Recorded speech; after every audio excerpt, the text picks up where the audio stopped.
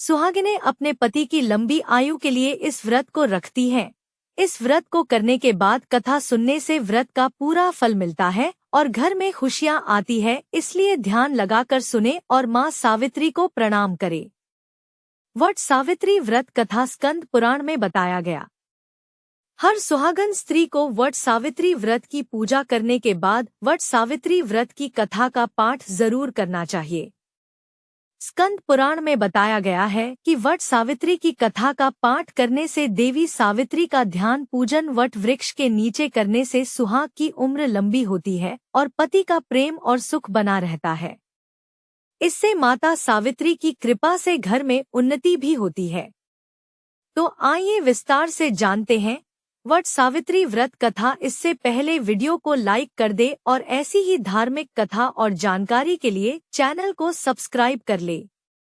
प्राचीन समय की बात है, मद्र देश में एक धर्मात्मा राजा रहता था जो सभी प्राणियों के हित के लिए तैयार रहता था। उसका नाम अश्वपति था।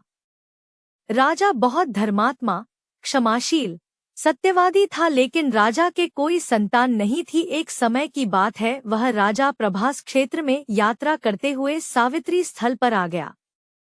वहां पर राजा ने अपनी रानी के साथ इस व्रत को किया जो सावित्री व्रत नाम से प्रसिद्ध। यह व्रत सभी प्रकार की कामनाओं को पूर्ण करने वाला है। श्री ब्रह्मा जी की प्रिया सावित्री देवी उस राजा पर प्रसन्न हुई।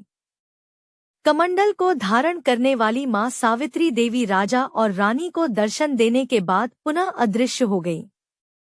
लेकिन देवी के दर्शन के पुण्य से कुछ दिनों बाद राजा अश्वपति के घर देवी के समान रूप वाली कन्या का जन्म हुआ, जो देवी सावित्री के अंश और आशीर्वाद से ही उत्पन्न हुई थी।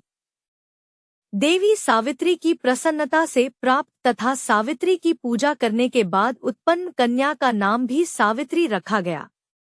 वह राजकन्या देवी लक्ष्मी के समान शोभित होती हुई बढ़ने लगी और धीरे धीरे सुकोमल अंगों वाली वह कन्या यौवनावस्था को प्राप्त हुई। नगरवासी उस कन्या को देखकर यही समझते थे कि वह कोई देव कन्या है। कमल के समान विशाल नेत्रों वाली और तेज से अग्नि के समान प्रज्वलित होती हुई वह सावित्री महर्षि भृगु द्वारा कहने पर सावित्री व्रत को करने लगी। लक्ष्मी के समान वह कन्या एक दिन देवी सावित्री की पूजा के बाद पिता पास आकर खड़ी हो गई। उस समय पुत्री की युवावस्था शुरू हो चुकी थी। यह देखकर राजा ने मंत्रियों से सलाह ली। इसके बाद राजा ने सावित्री से कहा, हे पुत्री, तुम्हें योग्य वर को देने का समय आ गया है। मुझसे कोई तुम्हें मांगने के लिए भी नहीं आता और मैं भी विचार करने पर तुम्हारी आत्मा के अनुरूप वर को नहीं खोज पा रहा हूँ। आता है पुत्री, देवताओं के निकट में जिस तरह से निंदनीय ना हो वैसा तुम करो। मैंने धर्मशास्त्र में पढ़ा और सुना भी है कि यदि पिता के गृह में रहती हुई विवाह के पहले ही जो कन्या रजोधर्म से युक्त हो जाती है उसके पिता को बड़ा पाप लगता है। इसलिए हे पुत्री, मैं तुमको भेज रहा हूँ कि तुम स्वयं ही अपने योग्य वर ढूंढ लो। वृद्ध मंत्रियों के साथ शीघ्र जाओ और मेरी बात को मानो। इसके बाद जैसा कहते हैं वैसा ही होगा। ऐसा कहकर सावित्री घर से निकलकर राजर्षियों के साथ तपोवन की ओर चल पड़ी और वहां पहुंचकर ऋषियों को प्रणाम करके सभी तीर्थों और आश्रमों में जाकर पुनः मंत्रियों के साथ सावित्री अपने महल को लौट आई। यहाँ सावित्री ने पिताजी के साथ देवर्षि नारद जी को बैठे हुए देखा। आसन पर बैठे हुए नारद जी को प्रणाम करके मुस्कुराती हुई जिस कार्य के लिए वन में गई थी सारी बातें कहने लगी।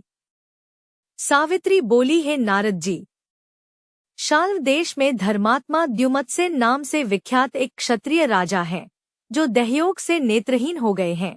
रुक्मी नामक उनके एक सामंत ने उनसे राजपाट छीन लिया है और वह अपने पुत्र और पत्नी के साथ वन में रह रहे हैं। उनका पुत्र सत्यवादी और धर्मात्मा है, उसे ही मैंने मन में पति रूप में वरण किया है। नारद जी सावित्री के वचनों को सुनकर बोल पड़े, हे राजन, सावित्री ने यह बड़ा कष्टप्रद कार्य कर डाला। बाल बुद्धि होने से इसने केवल गुणवान समझकर सत्यवान को वरण कर लिया। सत्यवान मिट्टी के घोड़े बनाता है और घोड़े का चित्र भी बनाता है। इससे उसे चित्राश्व भी कहते हैं। सत्यवान दान और गुण में रंतिदेव के शिष्य के समान है, ब्राह्मणों की रक्षा करने वाला और सत्यवादी है।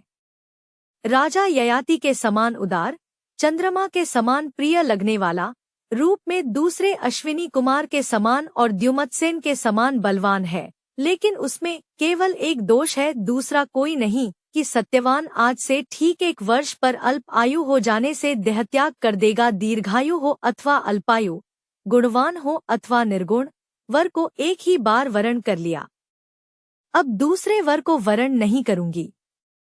नारद जी ने कहा, हे राजन, यदि आपको उचित लगता हो तो अपनी पुत्री सावित्री का कन्यादान शीघ्र कर डालिए। राजा शुभ मुहूर्त विधि विधान पूर्वक सत्यवान के संग सावित्री का विवाह करवा दिया।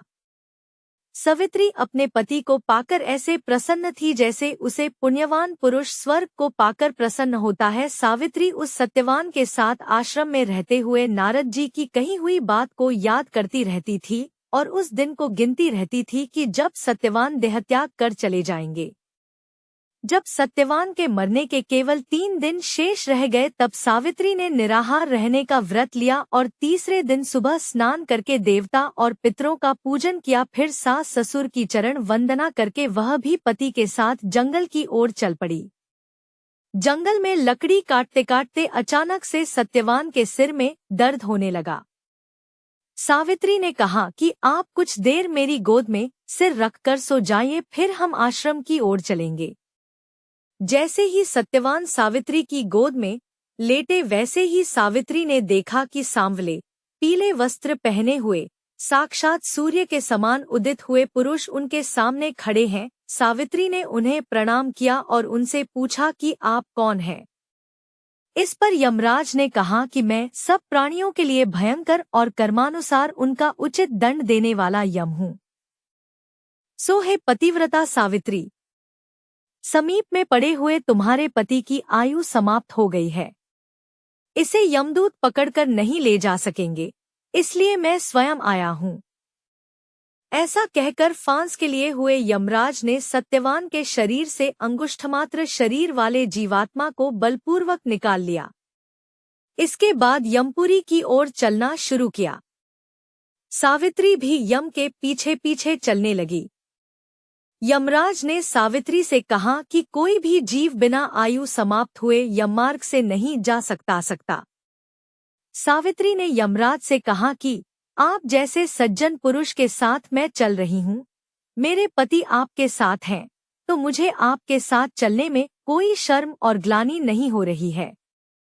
दूसरी बात, स्त्रियों के लिए इस पृथ्वी लोक में पति को छोड़कर कोई अन्य स्थान नहीं है, इसलिए मैं आपका अनुगमन कर रही हूँ। सावित्री की मधुर बातें सुनकर यम ने कहा कि मैं तुम्हारी बातों से प्रसन्न हूँ, इसलिए जो इच्छा हो वर मांग लो। सावित्री ने तब यमराज से अपना खोया हुआ राज्य, सास ससुर की आंखों की रोशनी और 100 पुत्रों का वरदान मांग लिया। अपने वरदान में जाल में फंसकर यमराज ने सत्यवान की आत्मा को मुक्त कर दिया और सावित्री को लौटा दिया। सावित्री पति के साथ अपने आश्रम लौट आईं। सावित्री ने सावित्री देवी का व्रत किया, जिसके प्रभाव से सास ससुर की आंखों की रोशनी लौट आई। इनका राज्य भी मिल गया और अंत में 100 पुत्र भी हुए। आपको ये कथा कैसी लगी कमेंट करके जरूर बताएं। माता रानी आपकी सारी मनोकामना पूरी करे। जय माता दी।